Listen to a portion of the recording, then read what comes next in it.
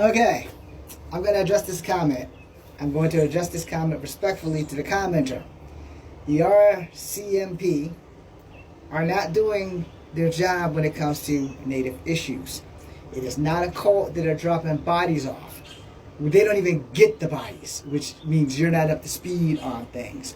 So when the families are notified by the RCMP people, it's a little late in the game. A few months back, they just announced that they found 4 women in the same spot.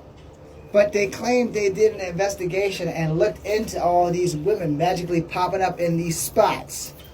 I'm pretty sure you're not aware of it, so I can't jump down your throat about it. But if you follow enough MMIP activists, then you will understand how important this actually is.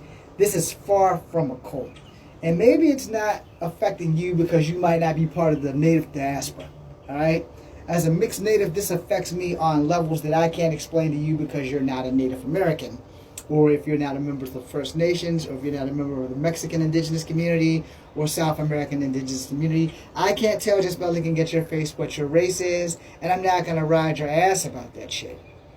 But what I am going to ask you to do is if you would please open your mind and your heart and do a little bit of research.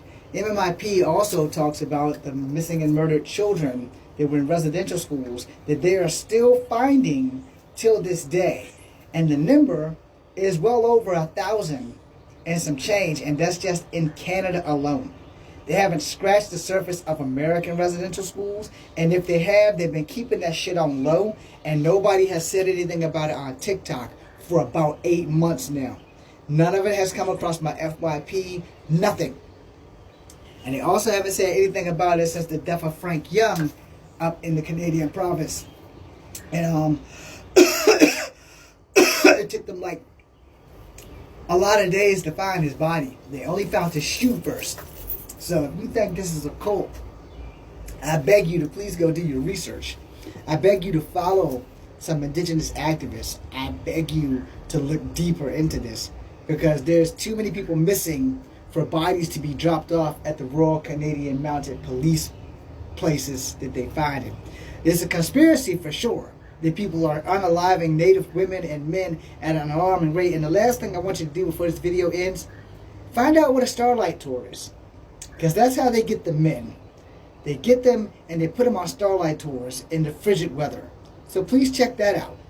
And then you can get back with me after you go do that. And if you still believe it's a cult, then more power to you. I'm Echo Fang Grey Wolf, a.k.a. James.